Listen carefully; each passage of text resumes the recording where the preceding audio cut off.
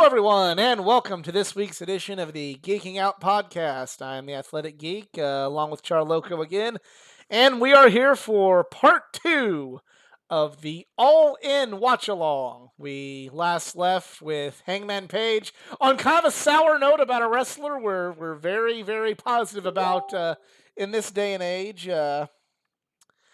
But, you know, everything grows, and that's just a testament to Hangman Page's talent and his ability and how well AEW can bring the best out of people. But right now, we're going to go on with part two of the show. We're going to the Ring of Honor portion of this event, and I'm on the timestamp of on the Fight TV app of 2/12/17. We are looking backstage at Jay Lethal. So if you want to fast forward to that timestamp to watch along with Charloco and I, go ahead and do that and press play now. Go. So for those that... Now this was something from Being the Elite that I found a little bit more charming. Which was Jay Lethal, every time he get touched on the shoulder, fading in and out of the Black Machismo character. Like, that part I found, like, I like that. Like, do I think it would work outside the bubble? Maybe, maybe not. But I like that. And I think it's, he's kind of a different sort of guy, looked in a different light these days because sometimes he says stupid shit. But I think we should take a moment to recognize Flip Gordon. Dude was over like Rover about not being booked on the show. And I also want to take a moment to recognize just Brandy again. Yeah. Oh, yeah. Yeah. Team Friend Zone. Yeah, this might be a good time too, just to talk about the pre-show in general. I feel like that was a big part of the night. That was a big part of the pre-show. I mean, well, also, speaking of more of a Ring of Honor contribution, you had who little did we know would later go on to be the first AEW Tag Team Champions, defeating the Briscoes, and what probably was maybe a concession to get the Briscoes on the card. That's speculation on my part. Yeah. I don't know. I mean, okay, this was kind of neat. We'll get back to the pre-show, but I gotta take a minute to enjoy this. This was really cool. Oh god, yeah. Like, I didn't expect this. And there's Lanny.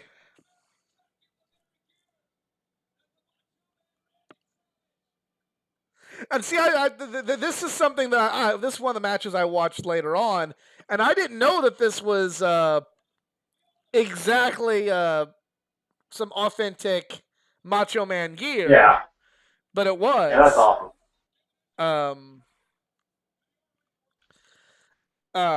But I'm gonna tell a real quick StarCast story since Lanny Poffo's right there. But I met Lanny the day before, and Lanny was a cool dude, cool as fuck. He just had me, so where are you from, young man? And things like this. And I mentioned a couple small towns, I live in a very, very rural, small area, but I mentioned the city of Carbondale, and he's like, oh yes, I know Carbondale very well. That's where Randy went to school. Because Randy Savage did go to SIU and play baseball there, where Carbondale is. So, and then I mentioned an even smaller town that's in the area that's like so small that they don't even have their own high school. They filter into another high school. That's how little they are. It's like, I remember Carbondale and I remember Tamaroa, a really small town, but we would always draw good houses in Tamaroa. And like, I'm like, kind of mentioned like, Yeah, I'm very familiar with Tamaroa, and yes, they are a very small town. But I just thought it was really cool that I got to like this podunk missed the high five. Of course, he would miss the high five with Brandy would flip. Uh, I just thought it was really cool getting to talk to Lanny Poffo and like him know the area that I'm from that like nobody else in the world would know. Yeah, that's pretty awesome. Um, And I feel like looking back, like the fact that like specifically Cody got flipped so over in just like what span of a year. yeah. Like I feel like that's another sign of just kind of like what was become in AEW, just with like Well, with the people he got over there, like Darby and I, MJF and stuff like that. I'll give Cody credit, and I definitely give him the credit because he doesn't get credit here on the internet as much as I think he should in some cases. But also give credit to the Bucks. You gotta remember there. In addition to Book Flip, there was Where Do You Think You're Going? No, that's true. That's You true. know, But I think Cody was the one that kind of oh saw him and was like, "Hey, yeah, let's get him on the show and hmm stuff like that." but And the fact they got like such a weird loser like flip over, like it was like, wow, they did so good with that. Let's see what they do with like not dumbasses. yeah, but yeah, I know like Flip's kind of you know Flip is flip. Flip is flip. My old football coach used to tell me it's better to be thought a fool than to open your mouth and remove all doubt. And Flip, God love him, has removed all doubt. It's Um, no, weird because like unlike other people, it's like not like he did anything, yeah, but he's just like kind of dumb. yeah, it's just who he is. He's just like, Let me put it this way: like he hasn't done anything so heinous to where, like, if AEW brought Flip in, I'd be like, okay, that's bad. yeah. Like I'd be happy if AEW brought Flip in, but it'd just be one of those like they're gonna get some Also, shit I because he's an wouldn't idiot. blame them if they didn't. Yeah. Wouldn't blame him if they didn't, but like they're like, hey, Flip, are you not stupid anymore? And then it'd be okay. But um, okay, very interesting. They mentioned they did the Mega Powers handshake, but they did bring up that they were adhering to the code of honor. That's kind of cool. Yeah. I didn't think about that from the stands, but with watching it here, it's like, okay, yeah, that is okay. Nice touch. Nice touch. This is also a nice touch Yeah. with him thinking that Brandy was Elizabeth. Um, it's great. Um, but going back to the pre-show, um, yeah, like that battle royal in the pre-show was like one of the best battle royals you'll ever see in your life. Like other than not like I'm not counting Royal Rumbles because they're on a level on their own, but like just like the throwaway Yeah. pre-show battle royal, that was like the best pre-show battle royal ever. Yeah, and I feel like I was And surprised like AEW didn't try to like follow that or just kind of use that template for like future kind of like multi-man battle royals. right, Because it felt like it took a year or two for like the casino like royale stuff to actually kind of get gel. over, Like it felt like yeah. yeah. So like I wouldn't have blamed them if they just were like, hey, let's just do wild fucking battle royals. I mean, like the battle royals. Some in AEW have been good. The one at Double or Nothing was great, but Yeah, I like feel like everything. I feel like they reached a point where they've kind of clicked now. But yeah, like they had this idea for a gimmick, and it just felt like it took 2 years to kind of get past the clunkiness, both from booking wise and like for the wrestlers to figure out how to make it work. yeah. And if they never have a Royal Rumble ladder match ever again, I'm okay with that. Yeah, Yeah, I'm fine with that. Yeah. So The the I the, feel like con- they the can kind of. the concept of it's not bad. I just don't like the idea of, oh hey, you can win the ladder match now. It's like, so you don't want to be the last person that comes out. No, it's still an advantage. How is it an advantage? He could not even come into the ring and lose the match. Yeah. Okay, I do like this part. Yeah.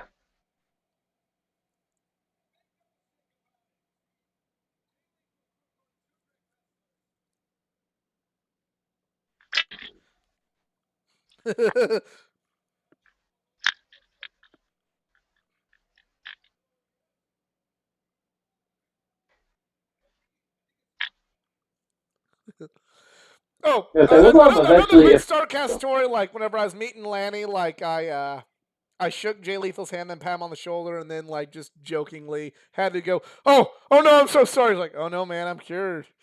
That's just what he said. um, but yeah, Battle Royal on this pay per view was great. Just everything Yeah. worked so well. And also, Um, I feel like, and then you might get this too. Just at the time, like we're all used to WWE booking, mhm. which is just heel heat, and then and I guess you'd also say New Japan booking, which don't say heat, but loves to delay gratification. So I feel like going into the show, we were like, oh, what if Flip sneaks into the Battle Royal, or oh, what if Cody wins? All these things. I feel like we've been so stung by the last 20 years of booking that everyone still kind of had the idea that like, no, the heel's gonna win, or there's gonna be like some kind of angle to get heat, or things like that. So I feel like the fact they had so many like babyface moments that other shows kind of rob you of, like, just kind of really helped the energy of the show. Right. It's funny you mentioned that because I remember some people that I met at the show that are very much not really independent wrestling or AEW fans. They just went to the show and they're Bully Ray loyalists. We'll just say it that way. Like they Ah, when we bring up like how good the show was, they're kind of like they do like the Oscar. Well, actually, it was very poorly booked. Well, actually, no. They should have used this to set up this, and they should have done this, and this, that, and the other, and this is why this is bad. Speaking of Bully Ray, we're gonna see his has been worthless fucking ass at the end of this match. Oh, goody, it's goody. crazy. I mean, I'll bring it up as we get to that moment. Yeah, As you're saying, it's just a thing that just dawned on me. It's like, oh, his fucking worthless yeah, ass is gonna have to be seen. yeah, Fantastic. and no, it's like, oh, I'll say it now. Then, just yeah, like when you think of it, like the Ring of Honor portion of the show, like who really gets over in the end, or who gets like the most attention out of it? Bully Ray. The So Bully that Ray and look at had just as much. Here's my tangent. I've been having some alcohol during this one, so here's my fucking tangent. Bully Ray should be held accountable for fucking up Ring of Honor just as much as Jim Cornette was. I can Bull, agree with that. Bully Ray did not know what the fuck he was doing, but Bully Ray had a bunch of loyal listeners who would go, "Oh my god, this guy's genius. He's Bully Ray." He didn't know what he was doing. He didn't know how to make the best of the talent he had. And, And you also know, want to get himself over. wanted to get himself over, thought that the audience, took credit for everybody else's hard work, and then thought the audience wanted to see people like Hulk Hogan and Enzo and Cass more than the Elite. And he has manipulated through his radio show that is actually better TV. So he is an Attitude Era Jim Cornette. That's all Bully Ray is. And fuck him. Fuck anybody that thinks that he should be considered a profit to this business. And fuck you too if you have a problem with it and you're listening. I'm pulling it. Thank I'm you, pull. fuck you, bye. Yeah, I think. Yeah, yeah. Same with Cornette. I will. Agreed, agreed. Much like on my live streams, I pull out my be a dick card at least once. I'm using my be a dick card right now. Some people will say that I was a dick to Hangman last episode, but I think I was more tough You know, it was love. really to Janela. Yeah, Or I'm. really anyone but Hangman in that match. Yeah, really.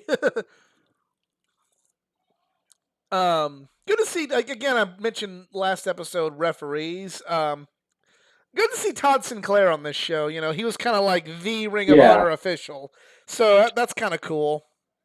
Um, but I mean, you know, backpedaling a little bit to that battle royal, you know, say what you want about Flip and how like misinformed and dumb he can be, but that pop when that mask came off and it was Flip, holy shit! Oh god, yeah. I feel like that was the moment you knew you were like in for like a wild show. Right. Um, Another thing that made me pop earlier in the show was Sean Mooney interviewed Kenny Omega, a sentence I never thought I would say in my life. I completely forgot that happened. Yeah, because I remember seeing like Sean Mooney, I'm like, oh, cool, Sean Mooney. Oh, he's interviewing Kenny. Like, I feel like that would have been better maybe on the main show, but who knows? I guess it was better to have, because Sean Mooney is infamous for interviewing the heels, so having him interview heel uh, heel champion Nick Aldis, that makes sense. And I actually did get to shake Sean Mooney's hand the day before this show. I did the retro promo with Tony Schiavone, and they were doing all the promos in the same room. Schiavone, Gertner, and Mooney. And Sean Mooney was getting ready, and I got to talk to him real briefly, and then got to do my promo with Tony Schiavone, which was really cool. But it's somewhere buried in the iCloud somewhere. But it's I remember in the promo, uh, I'm trying to like. I mentioned Ed Mudd and Livewire McGuire last show, so I'm doing a promo on him because he's a friend of mine, and doing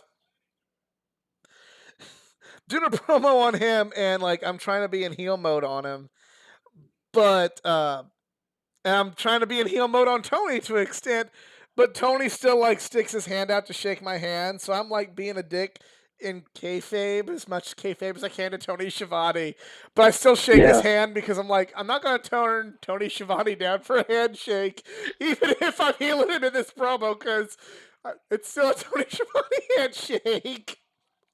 And Tony's cool as Exactly. fuck. Like, he actually got done with the promo. He's like, man, you did good. You work? I'm like, nope. Not in the slightest. Never did a day in my life. It's like, that was good, man. And I want to say I was on What Happened When with that promo. Don't quote me on that, but I heard someone mention. Why was someone calling out Livewire McGuire on What Happened When? I'm like, oh, that'd be me. Nice. That'd be me.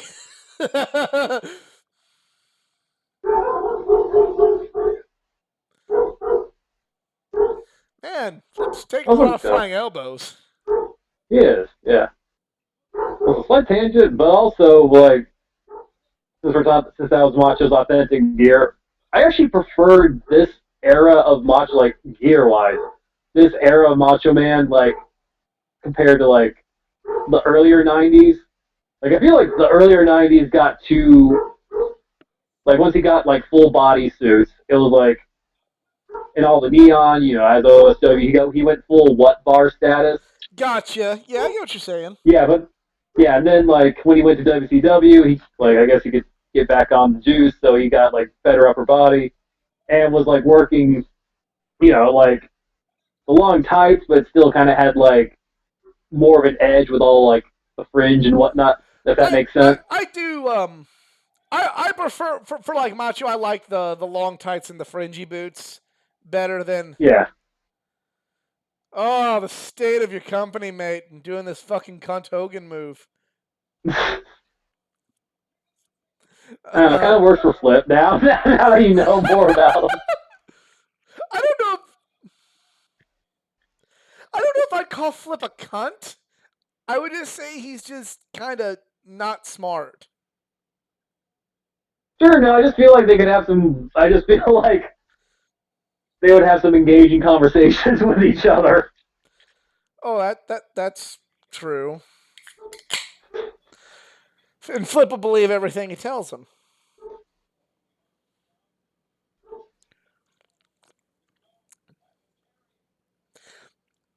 It is, just real. I did get to meet Flip briefly at a show I didn't even have tickets to in New York City. I was just coming to pick y'all up. Uh, but not gonna mention who helped put on the show, but it was called the Penis Party. And Flip was there, and like I saw him, and I like talked to him for a minute. And much shizzle given him, Flip for all intents and purposes seems like a really nice guy, and he's a really cool dude to talk to. And I didn't really think of like a whole lot to say about him. I just said to him, "Hey, thank you for your service," meaning his Yeah. military service. But now when I tell the story, I can say, "Well, I met Flip Gordon at a penis party and thanked him for his service." Just saying. That's a sentence that can be said. That's okay. A lot of worse things happened at that penis party. I actually brought up that penis party when I met Shark Boy recently at Squared Circle Expo. And I'll tell that story when Bully Ray comes out because fuck Bully Ray. Okay, I'm intrigued. It's nothing. It's nothing. Keep your hopes down, but it's still better than seeing Bully Okay. Ray because. Oh, okay. I thought it was like regarding Bully Ray. Oh no! I'm just wanting to go on that tangent because I have nothing to say about his has been fucking Yeah. give me shit. Fuck anybody that won't give me a job, ass. Um. All right, so last episode I brought up going to lockdown, and the day before lockdown, 2007, St. Louis, they had a fan fest, and this was essentially like my graduation present. I graduated like the next month from high school, and that was my present from everybody in my family. It's like, here's money to take to this wrestling weekend in this fan fest. And also at the time, like you can meet every wrestler for free. You just had to pay for their 8x10 or a Polaroid with them. No pictures with your phone, but you could pay for a Polaroid. But you could bring like your own belt and your own figure, and they'd sign it for free. Nice. So the times they are changing. But anyway, um, so at the time, like I wanted to meet Shark Boy. Like I just liked Shark Boy. Shark Boy was cool, and he was in like a 5-man X Division scramble match, and I made like a sign where I drew a shark and wrote "Shark Boy, new X Division champion," and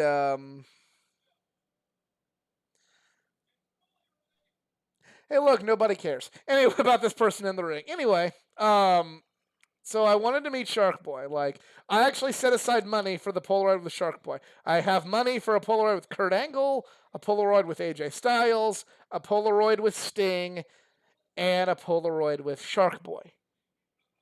Like, for real. And he wasn't at the Fan Fest. So we get into lockdown the next day. I'm just like, okay, whatever, that sucks.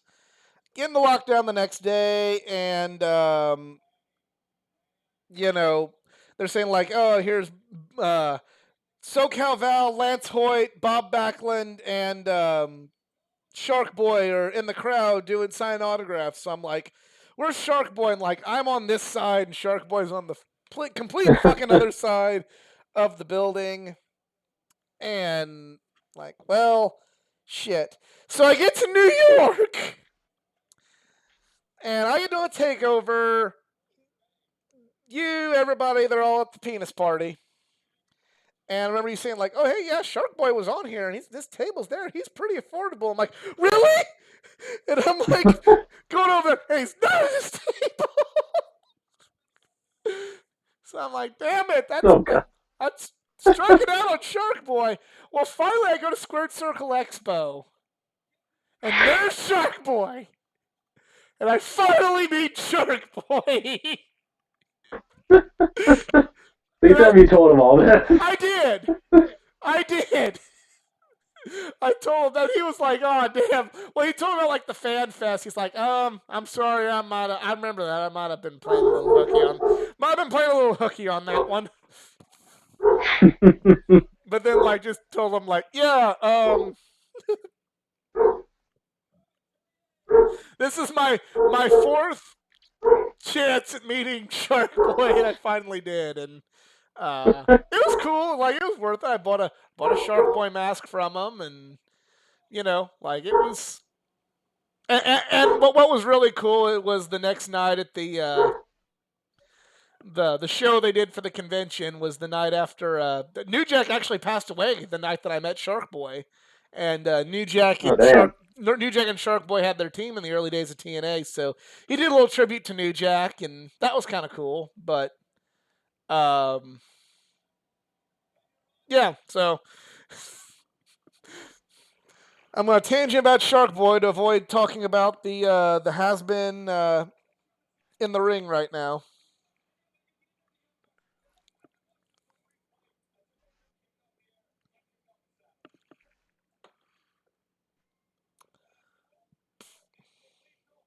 I'm wondering if they intended on a Shield powerbomb or if they were gonna go like old school Dudley Boys powerbomb and just realized Bubba was too fat, like to do something from the top rope.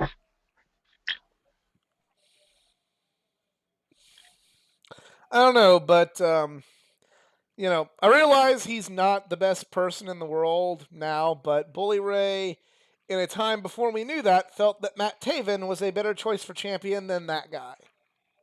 In hindsight, yes, I'll give Bully Ray credit, but there's no way Bully Ray knew. So before his the cult of Bully comes out and goes like, "See, told you he was right." I'm like, no, you didn't know that either. It's like all the people that thought Chris Benoit was a boring wrestler in 2006. They didn't know. You get no justification out of this. You get nothing.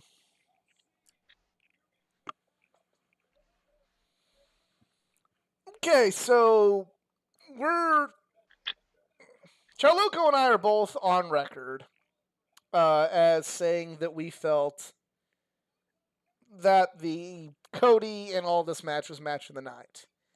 And I stand by my choice. I'm sure he stands by his choice. We might feel differently after this match. We don't know, but other than another match on the card, this is kind of the match that gets a lot of the praise. And a lot of the hype is match of the night. There's three matches on this card that could realistically be considered match of the night, and this is one of them. What were your expectations going into this match?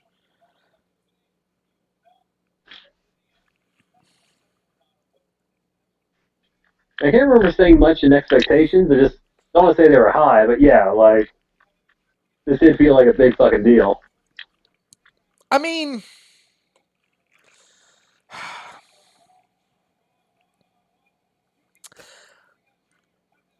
I was in kind of a weird place about that. Like, I was excited to see the match because it was kind of, I mean, it was a dream match. Yeah. Because at the time there was no. Yeah, at the time. Now it's like a awesome TV match that can happen every now and then. Right. But at the time, Pentagon in AAA, Kenny in New Japan. You want to talk? This was Forbidden Door before the Forbidden Door was a thing. Yeah, Um, so that was very intriguing to me, and yeah, I because everything on the card before this, like, was good and all built up, but it felt very like standard, like Ring of Honor guy versus Ring of Honor guy. Like, I mean, you got Cody and uh, all of this, but like this was the first where it really felt like worlds colliding, if that makes sense. the only and I appreciated that about the match, and it was a layer of intrigue. I guess this is just something that I just can't. I don't. I get why it's done. It's never gonna go away. I'm in the minority with my feelings here, so you know I concede that point. But one thing that I don't really like. It's hard for me to get into in wrestling as a match just being a match because it's like, hey, it's a dream match, y'all. And I guess that's why No, I maybe I wasn't quite as excited about this match as I was Cody and Aldis or Okada's match, because in those two matches, there was a storyline with, Okada kind of knocking his opponent, saying that, and the people saying to his opponent, well, you're a junior and this is a heavyweight. And, there yeah was this story for him to prove himself against, you know, the person that was pretty well considered the top wrestler in the world, except for the guy on our screen right now who doesn't have his belt, despite being Bill IWGP champion. That's neither here nor there right now. I was gotta say it's cool. Like this is like the one time I got to hear like Kenny come out to his New Japan theme. Yeah, that was cool.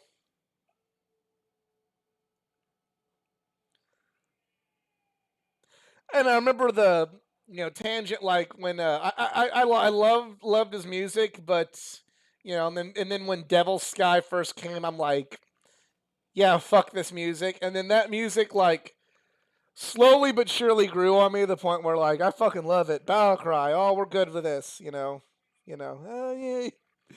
I I feel like that's the case for a lot of wrestling music because let's be honest, a lot of wrestling music isn't necessarily good music, but then like just over time with entrances, it just kind of gets in your brain and you're like, fuck yeah, I can't see this person without this song now. right. Um, but I guess it's just there. I wish there would have been a little bit more promo work going into this match. I'm not saying the match was bad. I mean, I remember thinking it was a fucking great match, but I remember it was just kind of as great as the match was, and as great as the story was told within the match. I guess I just feel like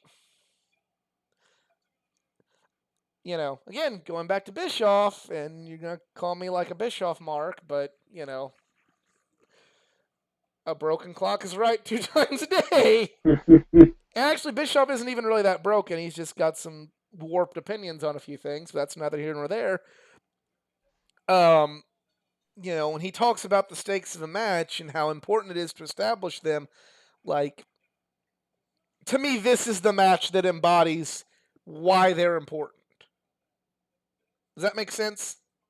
No, I get what you're saying. Because as great as this match was, you know, I don't see it as match of the night like some people, and they're not off base feeling this way. I don't see it like as the match of the night like how they do, because other than cool Kenny Omega, cool Pentagon, other than the spectacle of those two people, I you know, didn't really have any emotional Yeah. attachment. I didn't really feel like I was seeing any kind of real like hero's journey. I thought I was just kind of seeing like, okay, here's a dream match, and aren't you gonna love it? It's a dream match. Sure, but I feel like if you're gonna have a match like that, like this is kind of the show to do it with it being Oh, like a one absolutely. off super show. Oh, don't get me wrong. Like, I'm not saying it's a bad call. I'm just saying, you Yeah. know, this is why I preferred, you know, Cody and Aldis Yeah, and the Okada match to this one. This is why this was number 3 for me. yeah, Now it's by default number 2. yeah. Um, It's not so much because about what's better, what's not. It's just at the end of the day, well, like I know what I'm gonna think of first when someone brings up All In. You know what I mean? yeah, and this match just didn't have those emotional stakes that the other 2 matches did. One that still currently does, and one that once upon a time did. To me, Yeah, it was just kind of more a matter of, you know, this is going to be cool to see, and the match itself tells a good story, but it was more so like, it's cool to see Kenny Omega again. Last time I saw Kenny yeah. Omega, he was wearing short tights and in Ring of Honor. Now he's the IWGP champion and he's world renowned. It's cool to see Kenny Omega again, but it's also, you know,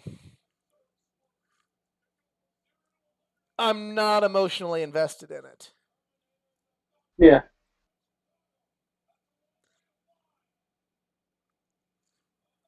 I gotta say, in retrospect, would you have rather they done Lucha Brothers and Golden Lovers, or Lucha Bros and Golden Lovers?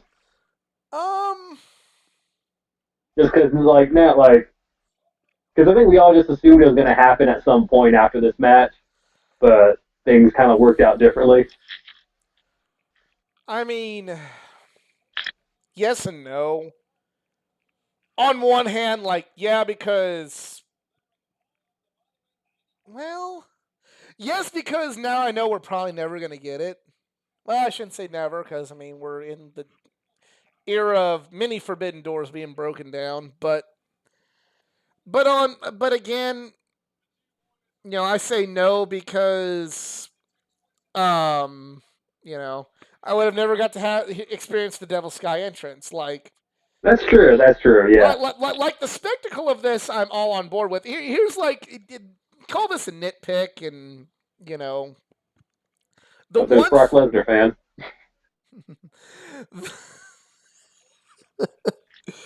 um, but the one thing that I think would have made this match, like, at least got me a little bit more excited about the match, not the people in the match, would have been Yeah. if there was just a little bit more time promo wise dedicated to it on BTE. Sure, but like I think it was like Kenny was hardly in BTE at that time as he was working the G1. I understand that, but I mean, Kenny Omega's, you know, a talented wrestler who can do a lot. Like, he could have, Yeah. we would have understood, especially at that time, we would have understood had he, like, just sent something in from his phone going, hey guys, in Japan for the G1, got a lot on my mind, can't be there with you, this, that, and the other, but, they asked me to talk about my match with Pentagon at All In. Yeah. Well, this match represents to me, the class, my clash is the best, go, there you go. And if he would have just like went in something like that, it doesn't have to be earth shattering, but like, what does this match mean to you? What does this match represent to you? What does this match represent for that belt you hold? What does that match represent for the company you're representing? You know, Simple like that, then we're like, okay, cool. Like, I'm invested. You know, Same thing from Pentagon. What does this match represent? Two companies that aren't on good terms having their aces go one on one with one another. What does that mean? And I feel like that's something that could have been capitalized on more to make, as great as this match was, even bigger, and maybe get more of an emotional reaction out of some folks. I gotcha. But also another one of those things where like as great as this match was, like at the time, like everybody was talking about what happened afterwards. Oh yeah, absolutely.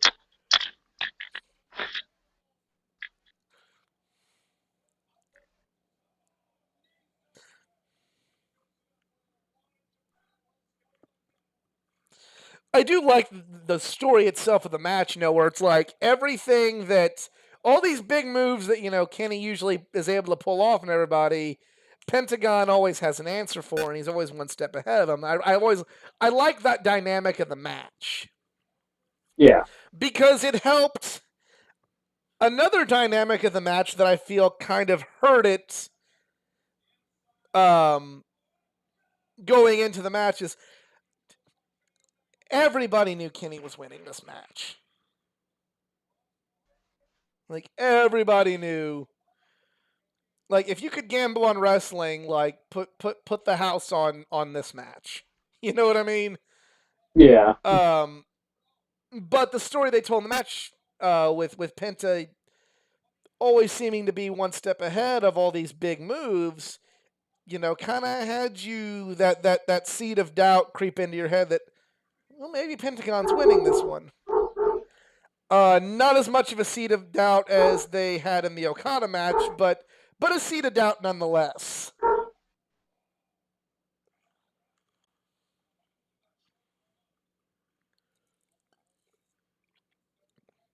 Here's a question. So if the Forbidden Door continues and we get Kenny in New Japan, should he go with the old gear, the old theme and everything, or should it be AEW Kenny?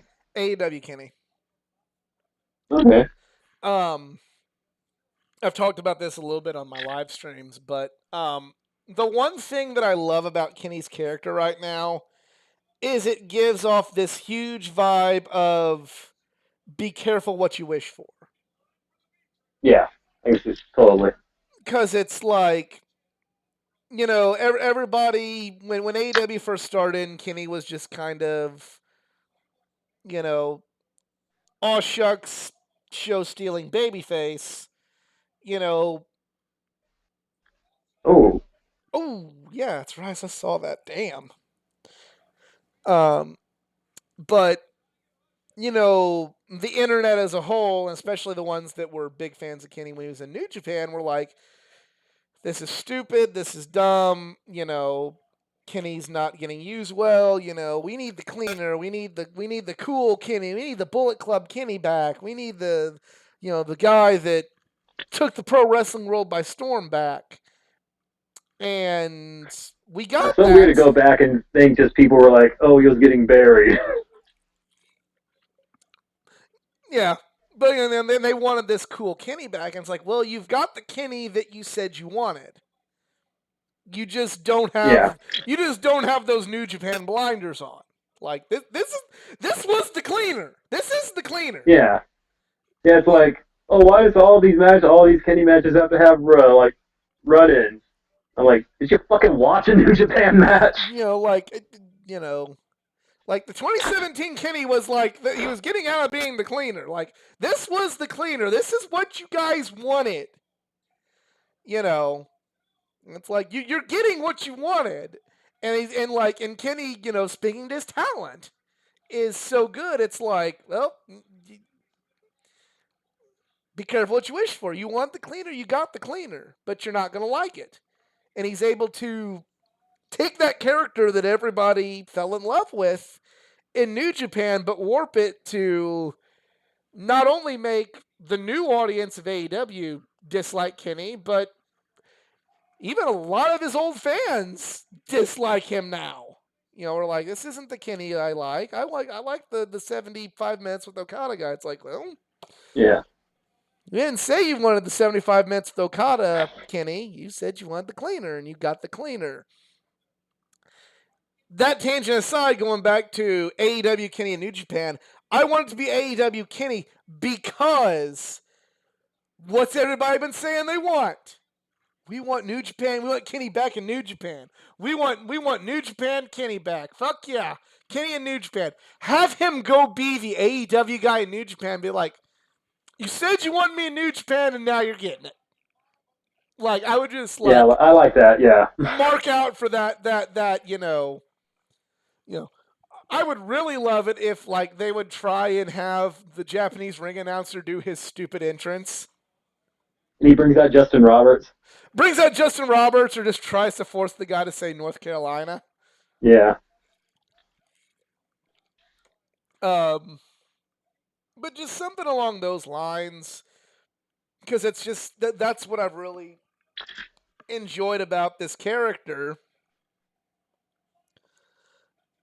was he's literally doing everything that the quote unquote IWC wanted to see out of Kenny Omega in AEW. Kenny's gonna get better when he does these things. Well, he's doing all these things. It's like I still feel unfulfilled. It's like, oh, that's some good heel heat right there. Yeah.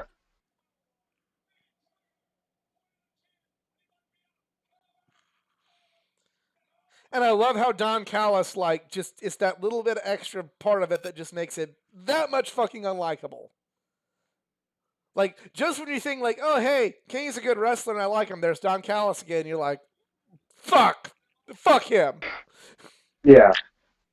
I feel like when he comes out, he does get like I don't say a respect pop, but it's like it's a big Kenny's a big star. People like him, so he still gets a bit of a pop when he comes out. But yeah, at the end of the match, especially if Cass is involved, like yeah, he gets all the heat. Yeah, it's Kenny's always gonna get that pop because he's Kenny. You know what I mean? Yeah.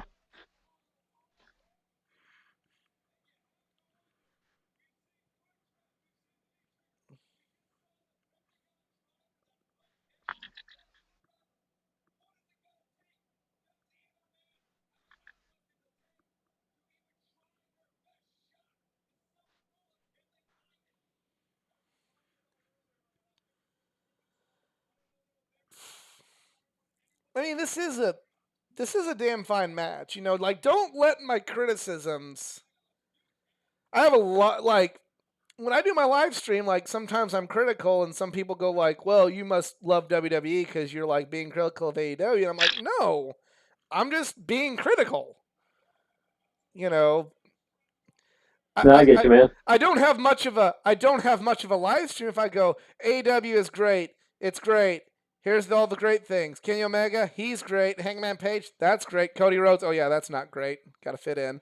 Um, so there's a lot of times on my streams where I'm like, this could be better. This could be there's one thing that like I said that in AEW right now, and I'm just not going to say it because I don't want to rehash all of my live streams for the last few weeks on this podcast. But um, there's one thing in particular where I'm like, wow, this could really be better. But it's people are like, oh, you're being a hater. I'm like, no, I'm just like, I'm not sold on this.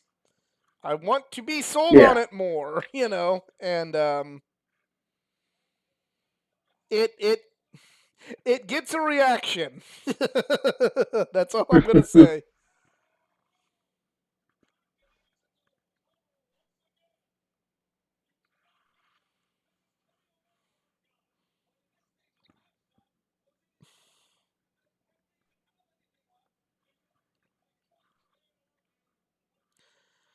The only other thing, like other than this match, that I remember about it is once again being in that I've had 2 beers, 2 bottles of water, and I gotta go to the back. Gotta go to the bathroom again, and like, well, if you're watching this commentary, you know how the match ends, so I'm just gonna spoil now. As soon as I like see the one winged angel, and as soon as that count of 3 happen, I'm like sprinting to that bathroom. I think I told the story on the original podcast, but I remember sprinting to the bathroom, getting to the urinal, going as fast as I can, washing my hands, sprinting back, and I remember like the usher, the security guard there goes, "You better get there, man. Stuff's really happening." And I like am walking down the stairs, and after I'm like, as I'm walking down the stairs, I see the mask come off, and it's Jericho. Like that was my journey there of just bodily functions that need to happen, missing the Devil's Sky, hearing the Devil's Sky get cut off, fans going crazy, being informed that I need to get back to my seat, and then like just witnessing the reveal.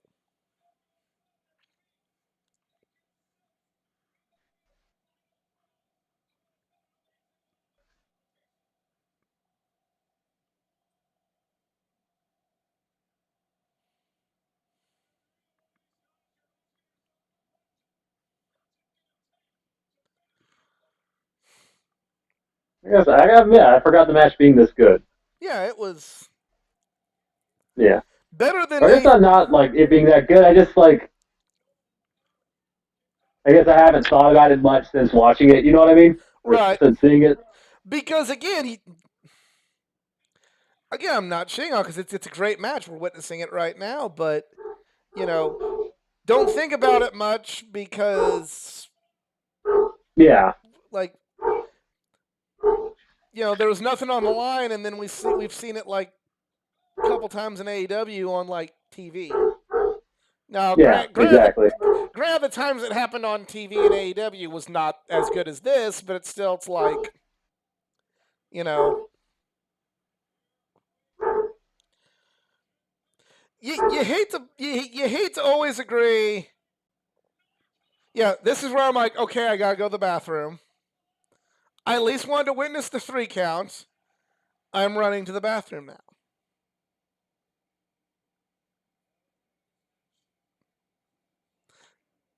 To the credit of the booking of All In, I didn't think there'd be anything afterwards. I thought we were going to get like a handshake and like all this stuff. And Yeah. it's like, okay, that's nice, but so is also not being miserable for the last 2 matches of this show. So, mm, uh, but again, and I was, give Jericho credit. He knew how to swerve you. So much so now, anytime he says he's anywhere, I'm like, yeah, no, you're not. Exactly. Like Chris Jericho could be in my house, and then he could tell me I'm not in your house, and I'll be like, yeah, you're still in my house.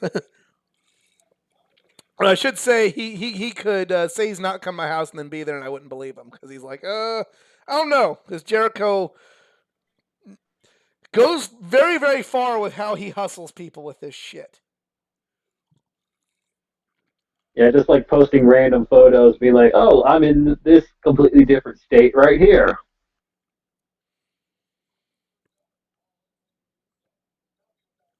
At this point in time, he was on Tony Khan's jet. Like, this was supposed to be the semi main, but he had a Fozzy concert to make too. Yeah.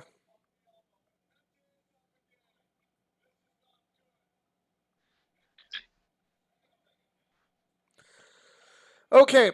Now you were witnessing this beatdown. I was missing this beatdown. Were the Yeah. tattoo? Did anybody notice that Pentagon started looking slightly more Caucasian and his tattoos look different? For me, in my since I was a bit more in the like the nosebleeds, I'll admit it did take me a second, like Like to be that? like, wow, he's fatter and white. Yeah. Like I first thought this was like some kind of like just like Lucha Underground thing or magic powers and shit, but then I was like, wait a second, he looks at him, oh holy shit, is this then yeah, then this happens.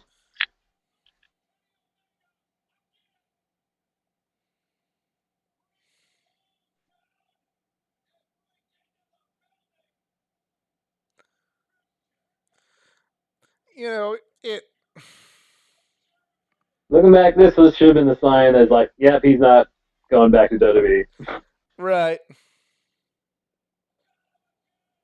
Same building he appeared, he debuted in WWE no less. Really? I know it was Yeah. Chicago, but I didn't know it was this building. That's interesting.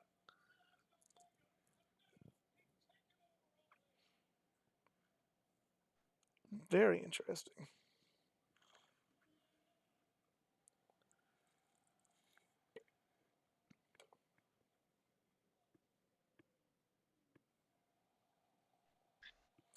Now, I understood that that was a big deal. I understood what that It, statement from Jericho represented. I'm gonna play a little devil's advocate here. I showed that moment to a friend of mine, and I remember who wasn't really in the BT. Well, and he kind of heard. He's like, "Okay, why is that a big deal?" So kind of just playing a little devil's advocate. It's like, do you think there should have been a little bit more to that, or do you think it's kind of one of those like, well, the people who know, and they're the majority? Pretty Uh, much like that. Yeah, they're the ones that are like buying this show, like for a one off no less. right. I didn't know this. I didn't know this happened either.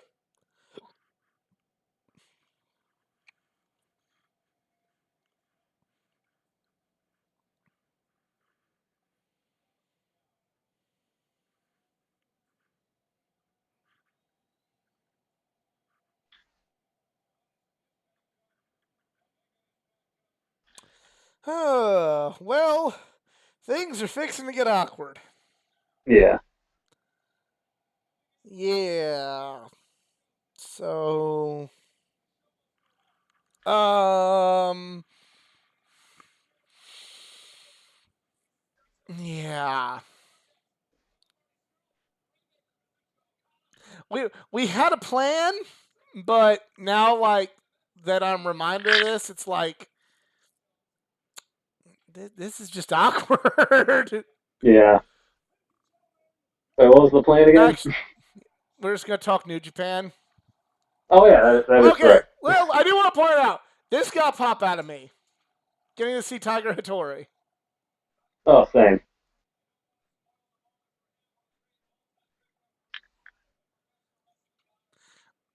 but um.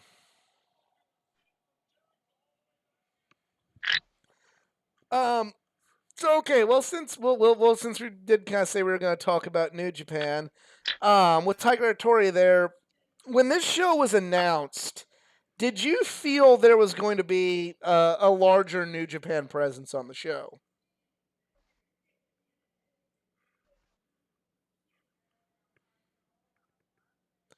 Um, I can say that. Yeah. I kind of I know because I know Okada was one of the first um Yeah. talents announced, other than like the Elite and maybe Tessa and Stephen Amell. Um, Yeah. but Sorry, hold up. Just I gotta say, besides awfulness aside, I just gotta say these two are probably my favorite dumb BTE gimmick. I've heard they've made their return. I haven't seen it unless it was like a few weeks ago, but I don't know, for some reason it just always gets a pop out of me. And the fact that another little brilliant of building is just they had these guys like just just had these random hands that waved their fingers just to build up the segment of Right. this guy of yeah. I mean, it was like it was a good callback, especially like this was something. This was part of the bubble that worked, and Yeah. it was it was something that had its place on this show. Um, but I remember when this show was first announced, like I honestly thought it was going to be like a Strong Style Evolved show. Like there might be like some more input from other other promotions, and there may be some a little bit more Ring of Honor, a little bit more Impact, maybe PWG, etc. But like I honest to God thought that with everything that was kind of going on in New Japan at the time, that's what they were going to we'd be seeing Liger and we'd be seeing Naito and we'd be seeing, Yeah. Yeah. Tanahashi, maybe not all New Japan guys, but like the kind of the Or did top you think this guys. was where we're going to see the kind of like the Bullet Club Civil War, like that really like blow off. I thought we were going to see that too. I definitely thought that we were going to see the Gorillas of Destiny here, and they were at Starcast, but they were not on this this show at all.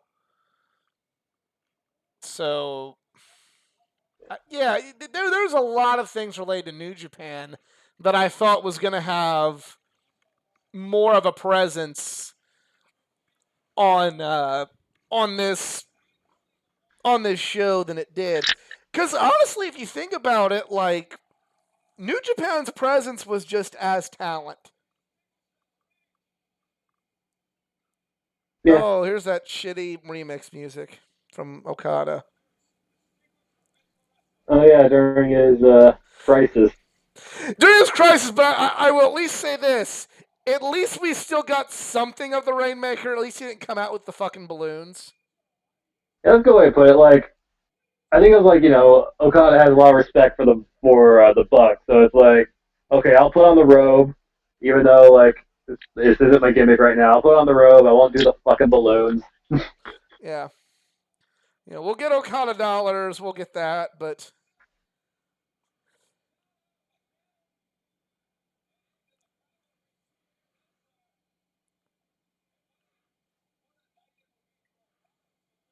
um, but what like the only like real New Japan presence on this show was just having Okada on the show, having Ibushi on the show, and having their champion on the show.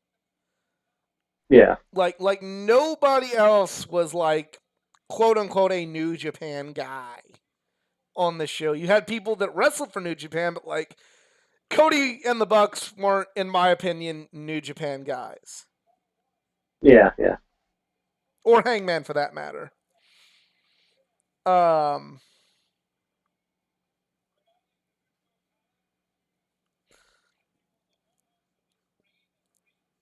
but I don't know, like I just honestly expected more from New Japan on this particular night. I can get that, but I feel like I'm not also saying it's this good, I'm was not the saying it's independent bad. show. Yeah, I'm not saying it's Yeah, bad. I'm just saying, like, before we knew yeah. Going in, yeah, I can get that. what this was going to be, like I remember one of the things I thought was going to happen was I thought we were going to get Okada and Omega. I thought we were going to get the Dominion match at All In. That was before, Oh like, yeah, I think, that was but also yeah, kind just of. yeah, I felt like yeah, Go ahead, finish your good. point. But no, I was just pretty much agreeing with you. That like yeah, I felt like this was either that was going to be the Dominion match or that was going to be like yeah, where Kenny gets the belt. Well, I kind of at the time I didn't.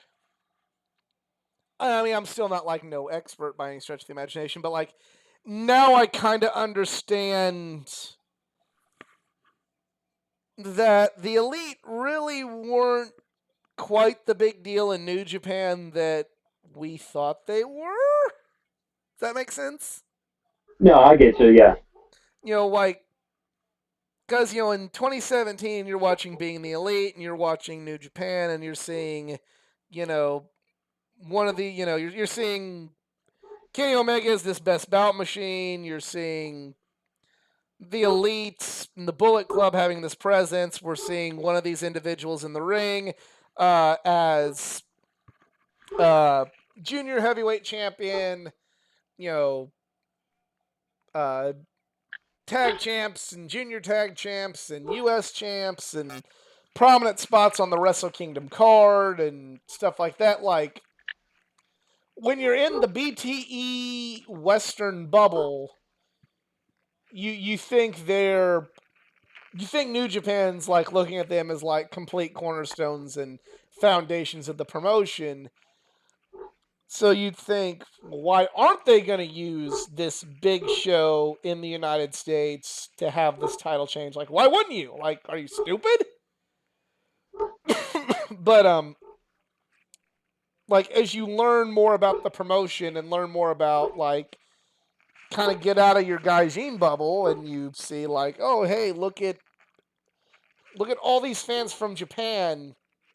So yeah, that's exactly why they're not at the Yeah. Sears Center going to give away an IWGP World Title change because they're at the fucking Sears Center. Now, I'm not knocking the Sears Center. I'm not knocking All In. I'm not knocking anything. But it's like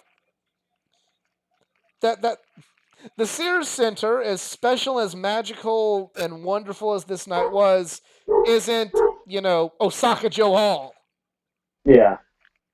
But another point, though, do you think kind of the lack of New Japan involvement also kind of had to do with New Japan being like, oh well, I mean, we have our like 10,000 theater show in Cal Palace the month before, and like kind of like them going in with like expectations of like that being the big show that people go to. Well, I mean, knowing what we know now, or what some people may know now, there may not be people that know the whole story here, but like, um, the president in charge of New Japan at the time kind of was missing the mark on several things. So I can believe that theory, but I can also I'd like to I mean, I can see it being like a little bit of both. right. Yeah. I'd like to think that um even all the horror stories that we heard about him not really knowing what the hell he was doing, I'd like to think that anybody that knows how to use Google and know about, hype and tickets sold in a country would be able to go, oh, yeah, hey, this thing sold out in 20 minutes. Oh, you're still selling tickets to the Cow Palace show? Gee, which one is a bigger show? Hell, I'm still kicking myself because like I based not getting my like all out or my all in ticket immediately because like I was like, oh well, I mean the Cal Palace show isn't selling that well, so maybe uh, all in won't be an immediate sellout. I got time. Then 20 minutes later, Like I always thought I thought they were gonna sell out. I just thought they were gonna sell out like closer to the show. mm-hmm. Like eventually it's like, okay, it's not gonna happen right away. And then that month out, 2 weeks out, let the G1 play out, let the card form, and then we'll get that sellout. Again, I played hooky just to get front row, you know, and was salty because I didn't get front row and got, whatever I got. And then it ended up being something significantly larger and better than that.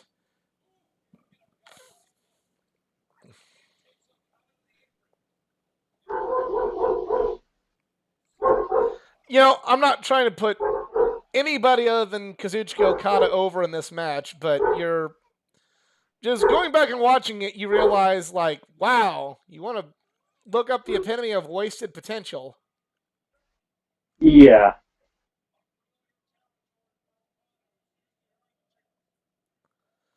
Like, damn.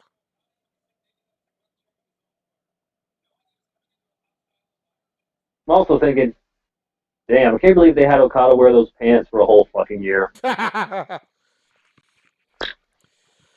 Well, one of the biggest pops in the Tokyo Dome was seeing him not wear those pants against a knife pivot. Yes. I still love someone sharing that meme of like people like in a pub losing their shit over Okada taking the pants off and like Meltzer thinking that was legit. That And then just immediately like deleting that tweet once he realized. it was fake. Yeah. Oh, Dave. I'm not one to make fun of Meltzer, but that's kind of like maybe a good humbling moment for Meltzer. Yeah, that's a good way to put it.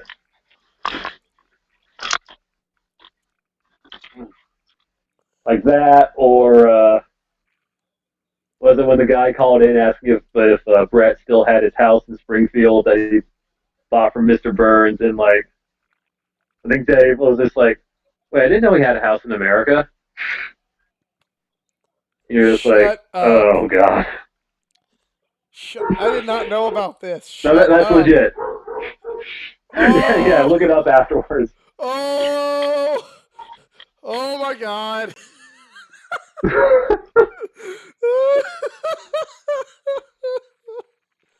Oh. Oh, that's great. That's the best thing I've heard all day. Huh. Like, knowing what I know now, I'm a lot more pissy about this match going long. Same. I'm like, after we learned everything, I was like, I want those 12 fucking minutes back. I want this time back now because, like, I don't want to watch this. That too. Like, be kind of hard for people to fast forward through this, but like I'm just gonna be candid. I've been candid on the live streams. I've been candid on Twitter, and I don't want to watch this. Um, I'm disappointed that I don't want to watch this because being in my seat at this time, I like this match. I like the story of this match. I like everything about this match. I liked, and now like the the majority of this match I don't like because of the person doing it. Yeah.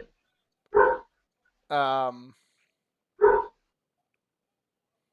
so I really don't know what to do here except just be like, I warned you it's gonna be awkward, folks.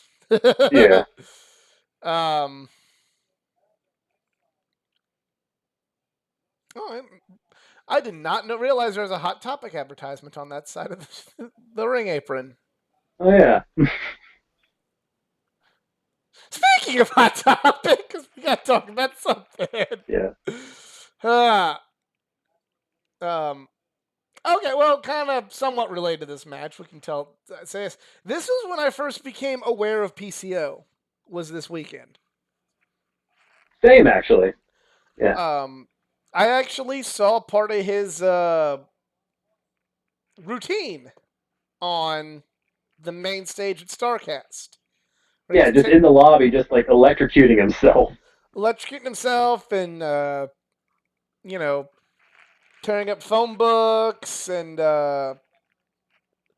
you know tearing up license plates and things like that. And I saw it and I'm like, oh, who's this guy? And they're like, oh, remember from the Quebecers? What? Yeah. Shut up. Is like, yeah, straight up. That was the guy from the tag team that Johnny Polo managed, and then later on the Jobber tag team from like Metal in the Attitude Era. And yeah, that's yeah. Yeah. But yeah, I just assumed the front desk, like when they saw that, like what this guy was just doing out in the lobby, on a stage in the lobby. I'm sure that was the moment where they're like, "Wait, what the fuck did we sign up for this weekend?" What indeed?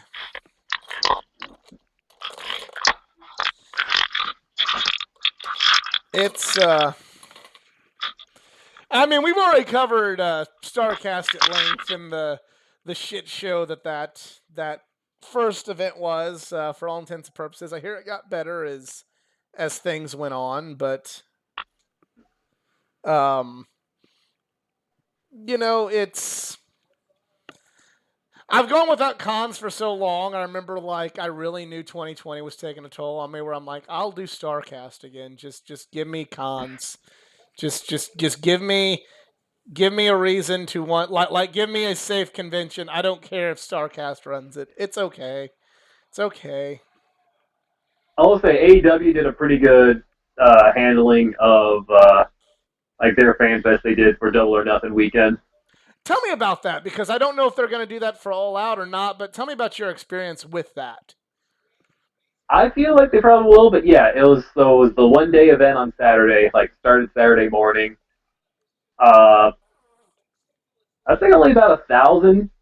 About the same number of people that were there for the like Friday night Dynamite. Like most Okay. people, it turns out most people didn't really come in until like that Sunday. Uh, so yeah, it was like a fraction of the size of Starcast, both like scope and also attendance. So Now, that was kind of there made things a lot easier. was it because of like some restrictions or just because of attendance? Uh, well, also just there wasn't as much going on. I guess is a good way to put it. Gotcha, gotcha. Yeah, like they didn't have like they had like just a portion of the roster involved, Oh, as okay. opposed to like, hey, here's everybody. Like like I don't want to name like just go through the list, but it just had like I know they had some heavy you know, hitters though, didn't they? I mean, I no, know they had like you a met Moxley, yeah which was yeah not one of the heaviest they got. yeah they had like Moxley with Kingston, Cody, the Bucks, uh, uh, Miro, Britt Baker, Darby, Orange Cassidy. Those are some of like the premium people you could pay for. But it's not like, oh, here's Kenny as well, or here's Jericho. It's uh like they didn't overwhelm it, if that makes sense. Gotcha.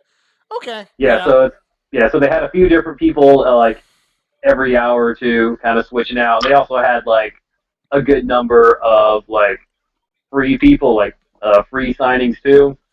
Uh, some of the smaller talent, like Bear Country, Hobbs, uh, Okay. was it Red Velvet? Yeah, like some like that you could just walk up to and get signed. That's cool. Uh, yeah, and it was pretty chill. At first, they were like, "Oh, you can only choose one item to sign," but then everyone, as the day went on, it was just kind of like, "Yeah, just whatever you have, they'll sign." Right. Uh, I'm hoping the one Bu- thing I feel like, I'm I'll hoping the say what? Bucks do it again because they're like the only people I don't have signed figures of. Like, I got Kenny, I got Jericho, I got all these names. It's like, nope, Yeah, don't have the Young Bucks though. The people that's that I feel used to like be that's the like only way you can get it. I think again, it's a little ironic. That's like the one figures I don't have signed are the Young Bucks, where they're the people that like started this whole hustle off of like selling T-shirts Yeah, and signed and autographs on at their table and online, and now they're the one people. You know, 6 years ago would have yeah, been the easiest people to get an autograph from. Now they're like the hardest. yeah. Well, I get it though. It's like they did all that. They did their time. Like they did that for like Oh, several years. absolutely. It's like, yeah, Absolutely, I get it. but I'm not complaining yeah, about it. I'm just saying it's ironic. yeah. No, I get that. Ironic, I But could yeah, acquire a and Chris Jericho signed figure before I could acquire a Matt Jackson exactly. signed figure. But yeah, and the fan fest was held at Daly's place. So it was also interesting just being like there, and they had stuff going on in the ring, like pretty much the whole day, like different like figure announcements or like podcasts going on. Then they did a little bit of a dark taping. Uh, like pretty much ended up being a whole day event. So it was nothing on the size of Starcast, but like I feel like this is going to be the plan going forward with like their pay per view weekends, and I say I recommend it. Awesome.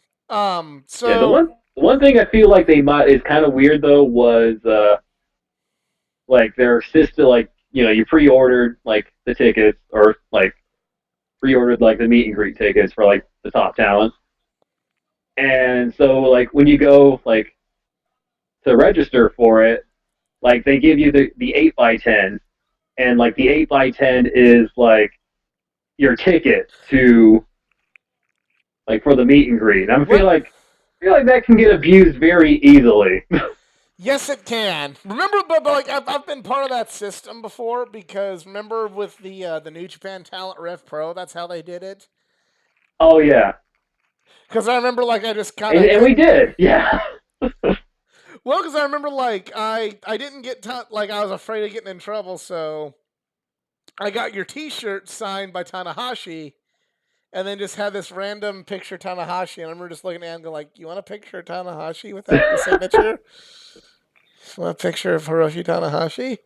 And then I Yeah, remember, 'cause that's one of the things where it's like they were like only one item, so you could first choose between like the promo, the 8x10, or whatever you had. But just as the week, as the day went on, it was like pretty much the staff who were pretty much just Nightmare Family students were just like, whatever, just pretty much put whatever you want on the table, they'll sign it. um, all right, a couple questions about that because this is like literally me being informed of like maybe how to game plan before a meet and greet here in a month or so. So like this is you're getting some real time athletic geek convention planning. So yeah, but so if you bought like two meet and greets that are pretty close by, and like did they have a system in place to get you there? So it's like Oh, oh yeah, that was what I was worried about at first because I was getting like a few people at the same time, so I didn't know how that was going to work. But yeah, they were all they were all in the same room, and like pretty much all the tables all next to each other. Uh, so there wouldn't be like an oh shucks, you should have gotten the Young Bucks line first, but you had to. It was, but you had to get uh, John Moxley, you know. yeah, like I don't know if anyone had that problem, but it sounded like it was like accommodatable for everybody. Gotcha. Yeah, so that shouldn't be a problem. Cause my if they do this in Chicago, I've got like four I gotta get to, four maybe five I gotta get to, and I guess and that's not even that. It's there's a lot. I gotta get the Bucks, the Lucha Bros, Thunder Rosa, Matt Hardy, and Orange Cassidy. Like those are my, you know, Yeah, and that's probably more than the average person goes to. But when I go to conventions, I'm a go big or go home kind of person. gotcha. I will say at the time it was still somewhat COVID restricted. Like they had uh, kind of like the glass screen over the table, which was kind of annoying because they didn't advertise that or they didn't kind of list that ahead of time as like a safe or distanced photo op. Right. A lot of the photos came out good, so I can't complain too much. But like, so I don't know if that will still be the case come like all out, or if they have any other kind of like meet and greets in the future. Right. I know it wasn't like that Squared Circle Expo, but I know there was still a mask requirement, which whatever, you know, Yeah, that doesn't bother me any if it means I get to go to a convention. Um but yeah, I wouldn't even care if they did like the glass meet and greet because gonna get a little bit of a real world tangent here, but like COVID's made us like rethink interactions. So it's like, well, yeah, I knew like after COVID hit, like okay, I don't think we're gonna have like the same. I don't think we will 100% have the same convention experience like we once had. I mean, you're gonna have some people that don't care, and they're gonna be like, "Yeah, you can don't have a mask. I'll shake your hand. I'll do whatever." But now that we've seen that sort of world, you're probably gonna have a lot more guests at conventions, wrestlers, you know, actresses, actors, and otherwise, be like, I'm not shaking hands anymore, or yeah, you are gonna like have to like not touch me and be very far away from me. Oh, hey, at least we got the Okada zoom out. That's neat. Um, yeah. You mean the best friend zoom out? Now, yes. But Um, actually, that's kind of what happened at one meet and greet because like I had my Kabashi shirt. I was wearing my Kabashi I want shirt to pop for for that spot Moxley. because that was great. Oh yeah, that was great. Yeah.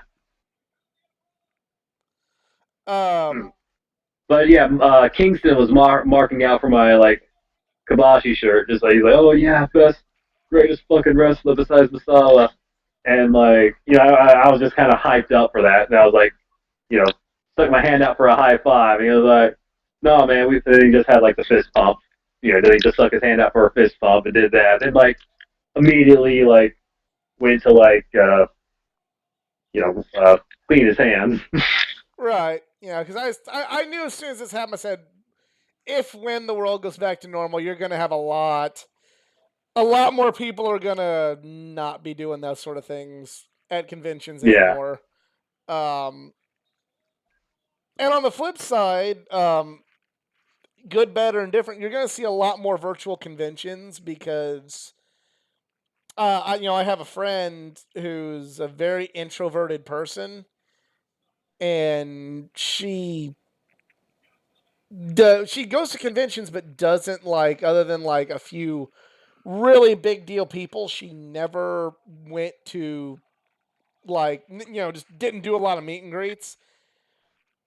And then we kind of caught up a few months ago, and she's like, "Oh yeah, I've like done so many virtual meet and greets since this whole thing began through this GalaxyCon virtual meet and greet." I'm like, "You you never do that." And she's like, "Well, now I feel better about it."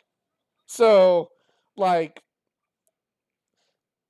while to some the virtual meet and greet's just kind of like a not nearly as good placeholder before a real convention, you have people like her that are like, hey, my anxiety level's not going to go up going to a convention, so I can, you know, meet all these different people and feel better. yeah, that's a good way to put it. Because I feel like I haven't done any kind of like virtual meet and greets because I feel like you still kind of want the kind of like the adrenaline of seeing them in person and the Right. photo and obviously and all that. But I feel like the meet and greet is good if it's like, okay, there's this person and you have like a specific thing you want to tell them, like a personal thing, or like you have like a question, you know what I mean, a question or something like that, where like if you're trying to do that at a regular con, you may be rushed or like you're so in the moment you Right. don't think of it. So like I feel like that's probably one of the better like perks of like a virtual meet and greet. I think at this point now, like, if you're already at the, if we're, now that we're kind of the point now where maybe touching is not going to be quite as prevalent at things like conventions, you know, virtual meet and greet might get to the point where it's just as good. I mean, other than like the in Yeah, person photo, it's like you get to tell that person that thing, you get to watch them sign your autograph, you get to talk to them.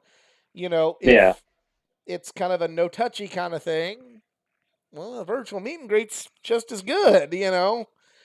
yeah, Um, Granted, I still kind of like the nothing's ever gonna replace actually being there, getting a good picture, and the air five, or the small fist bump is still kind of like more personable than, hi, we're both on Zoom, how you doing? But yeah. you know if you can look at the glass half full with COVID, virtual cons I do not feel are gonna completely go away, and I think they're still gonna make a killing off of them because you know Yeah. not everybody feels the way I do about those sort of interactions. Is this match almost over? I think so. Like I feel like that Rainmaker should have been the finish because I was really digging it, or I was kind of digging it by that point. Honestly, to be honest, Yeah. yeah, I'm like, Objectively, keeping personal feelings and disgusting things about the person aside, the match is good, but like, yeah, even, here we go. yeah, maybe I wouldn't be questioning it quite as much had I not known that. But I'm like, I'm really ready for this match to be over. Yeah. Well, I'm curious to think, who do you think uh made this match go longer? You think it was like Okada just used to that like lengthy New Japan main event, or Okada or his opponent just being like, you know, like wanting to keep it going because it's like the crowd's into it. 6 one, half dozen of the other, maybe. Yeah. You know. And Uh, meanwhile, Cody's fucking fuming at Gorilla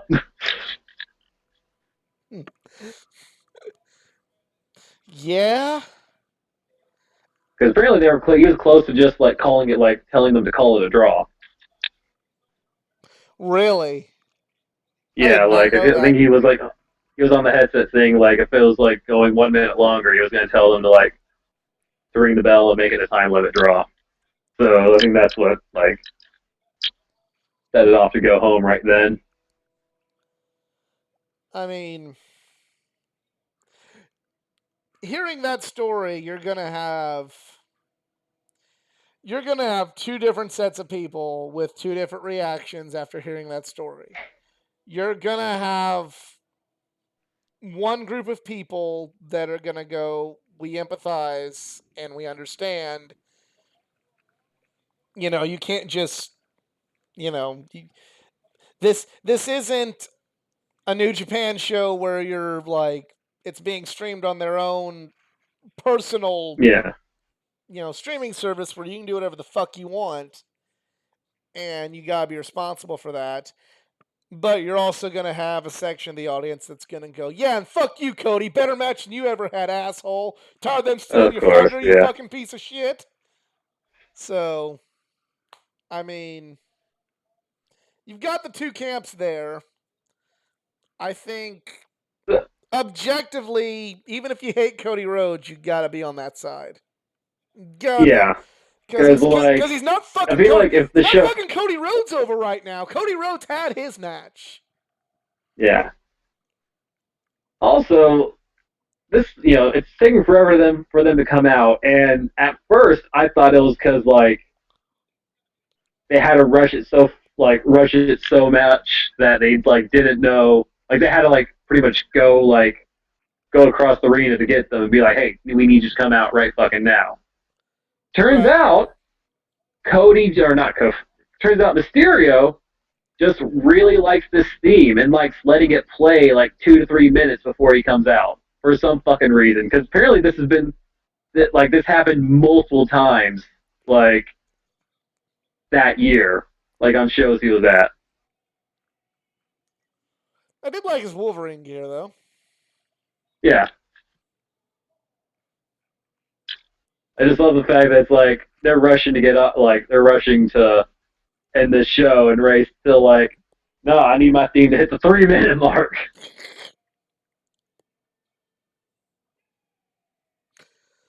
This is my first time seeing Bandito No. in this match, so. But yeah, like if there's one again, looking at the glass half full, like if there's one match that could afford to just be a short, nothing but spot match, it'd be this one. Um, I mean, I would have liked to have seen.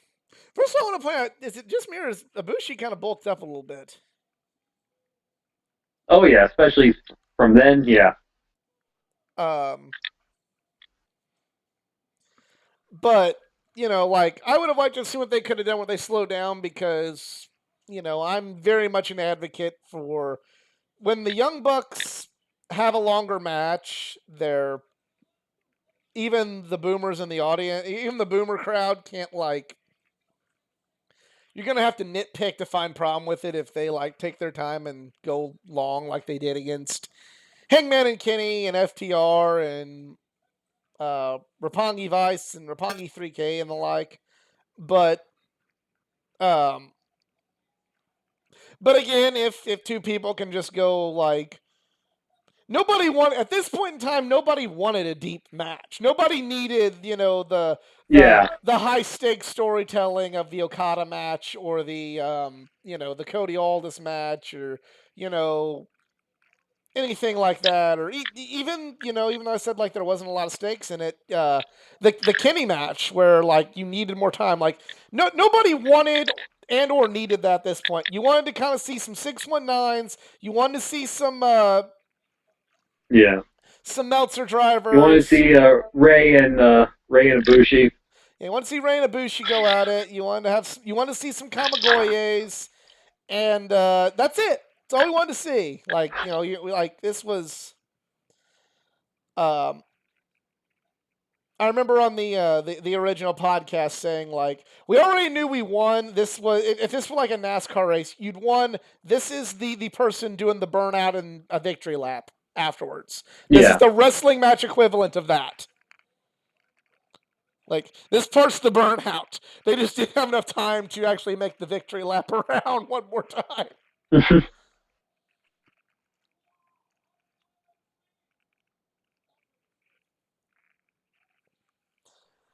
But yeah, my biggest takeaway of this match was Bandito. Um, I do love once they realized how little time they had. They were just like, give it all to Bandito since he's the least known. Like, give him time to shine. right.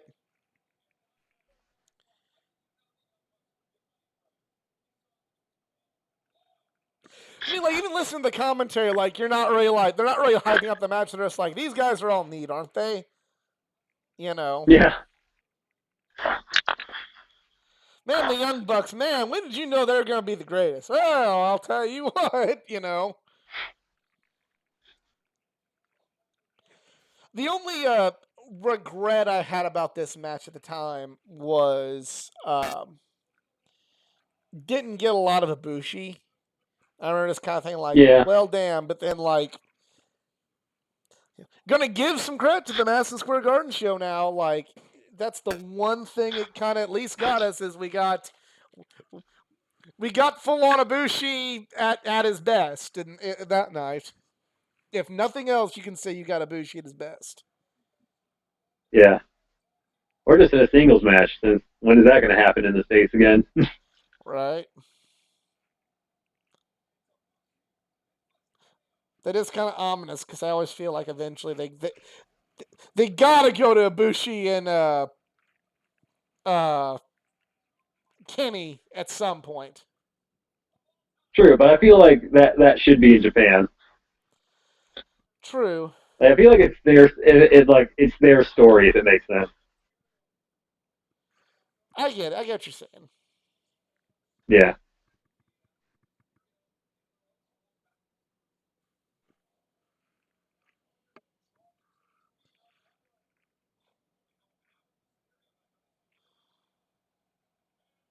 Uh, I'm not gonna lie. I'm feeling about as tired as I did that night. Yeah. Like I'm happy to see some of this, but like my voice was gone by this point, and not that I wasn't excited, but I was just kind of in the yay Kawabushi. Okay, cool. I was just very much in that mode by the end of this match. Like before this Yeah. match even began, like the match before this, like took what small reserve of voice and energy that I could have like used out of the tank, and then uh, then this one comes around, just kind of like cool. This is very good. I enjoy these things. Yeah. It feels like it's like people are quiet right now, but I wouldn't say not paying attention. They're just kind of like waiting for the big thing to pop at, or waiting for the big move to Right. pop at. You know what I mean? We're tired. Yeah. We are collectively exhausted at this point. Yeah. Like You know, I'm probably yeah, you can uh tell even the people in the front row, they're looking drained. I'm drained. I'm I've had a lot of beer. Uh, the carb rush is wearing off. I'm hungry. I'm hungry. I'm hot. I'm tired, and I'm old. That's just kind of what I'm thinking right now. But that's Kota Ibushi, so I'm not going to complain. Yeah.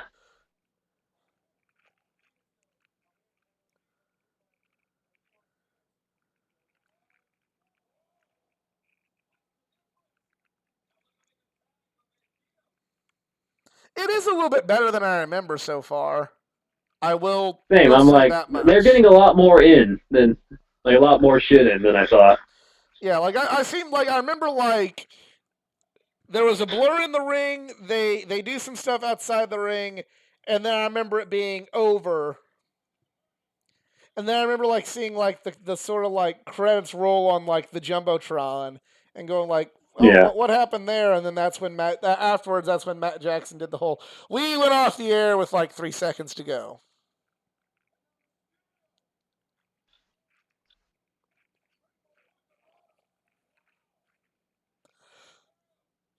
One thing I've never really just had like the opportunity to really mention this, but something that's just to me very impressive about wrestlers trained in the lucha style is they do these moves for years. Yeah. Like when you see like some older lucha wrestlers come out of retirement, they're still doing something, some sort of springboard something.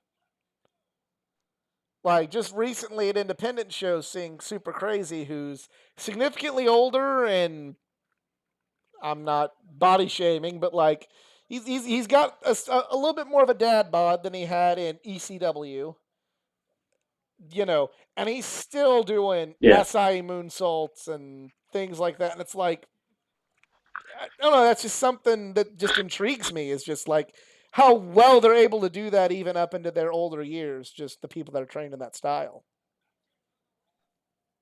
Like No, yeah, it's impressive.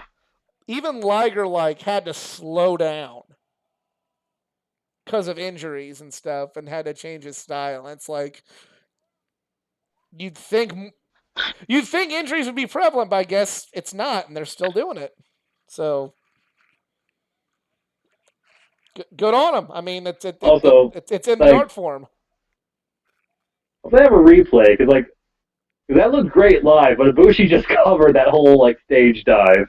He blocked the whole thing. A little bit, yeah. Yeah, so no replay. That's why you should have been there. Damn it. Right.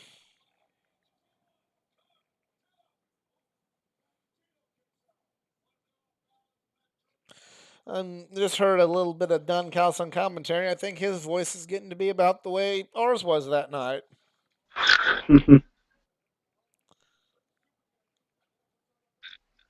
That was cool.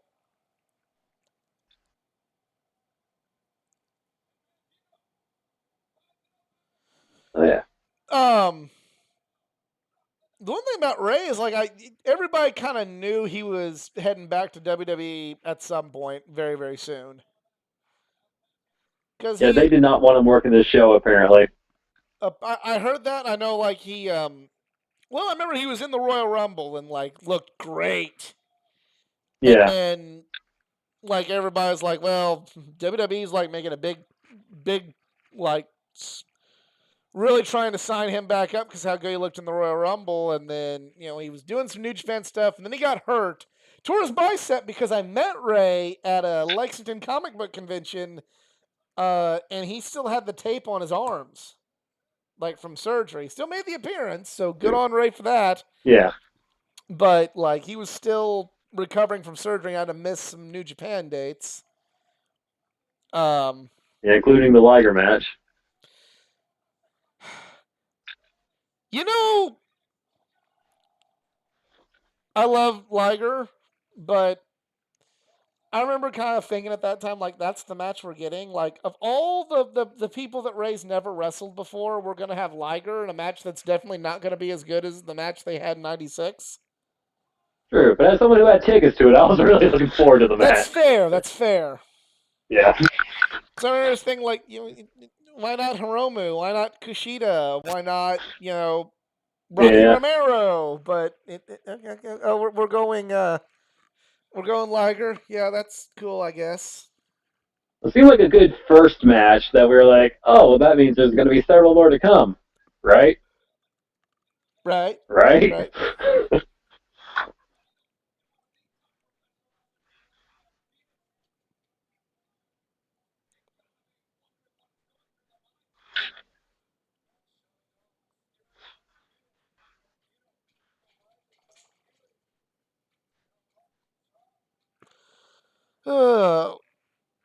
But yeah, I'm getting tired. I'm getting tired like I did that night. Yeah, But this is longer than I remember, so I will give it that much credit. same.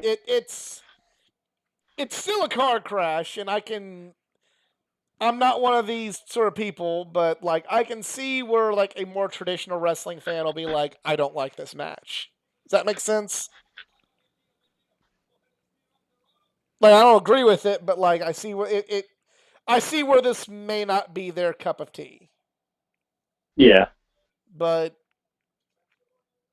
I also like at this point it's like fucking let them have their fucking spot fest. We've had like a whole night of matches like you like. Let there be one like this. Yeah. That's a good way to put it. You got we y'all got Cody and all this. Like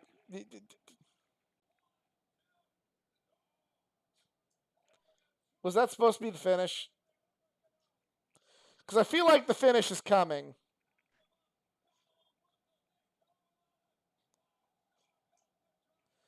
Oh, Meltzer Driver. I spent probably about uh, $50 on those drinks at Starcast.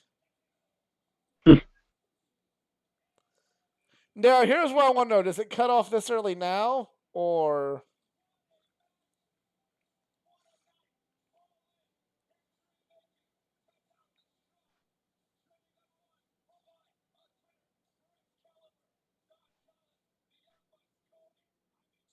yep, yep, couldn't even. And there we go. And there it goes. Yep, that's Cutting them off. just cut off Ian Riccaboni. Why don't you? And that is the end of the podcast. And yeah, this was fun to relive, but much like IRL, whew, what an emotional, draining, long, long night. But a fun one that I wouldn't trade for anything. Agreed. Uh, yeah. Uh, so thank you all for going on this journey again with us. And I think the well's finally dry. I don't think we can go back to this night for any more content. We got to think of other things to talk about now. But We can always open up the MSG treasure trove. oh, I gotta I be think more. we're just not ready.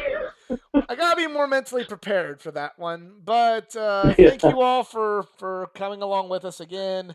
This was literally just us watching it again, sometimes for the first time, and a lot of fresh reactions to this. And yeah, we appreciate all your support and appreciate you checking this out. If you enjoyed, please give it a like, share, subscribe for more content, not just from the world of pro wrestling, but from the world of anime, gaming, comics, and all things geek culture. Follow me on social media pages, facebook.com/athleticgeekA9, Twitter, athletic_geekA9, Instagram, athleticgeekA9, and I am on Patreon, patreon.com/athleticgeekA9. Charloco, TB, And you'll find me right on here. yeah, TBA on the social medias. But thanks for listening. We'll see you next time.